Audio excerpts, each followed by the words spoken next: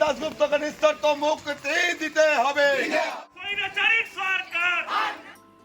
আরজিকর কাণ্ডের আসল দোষীদের গ্রেফতারের দাবি ও কমরেড কলতান দাশগুপ্তের নিঃশর্তে মুক্তির দাবি নিয়ে ডিওয়াইএফআই এর মুর্শিদাবাদের লালগোলা থানা এবং রঘুনাথ থানা ঘেরাও ও বিক্ষোভ কর্মসূচি।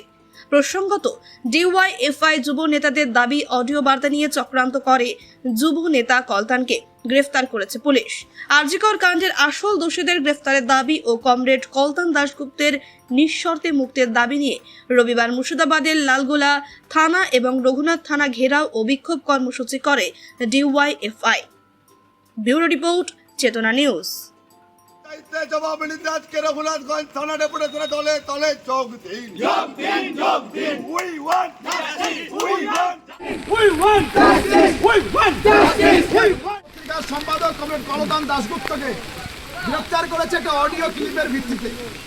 আমাদের রাজ্যের নেতারা, গণ আন্দোলনের নেতা কমরেড সদরূপ ঘোষ তার পরিবর্তিত একটা কথা বলেছে, যে কথা হচ্ছে এই যে আমরা মনে করছি ওই অডিওর দুটো মানুষ, এক হচ্ছে কুণাল ঘোষ আর এক হচ্ছে অভিষেক বন্দ্যোপাধ্যায়।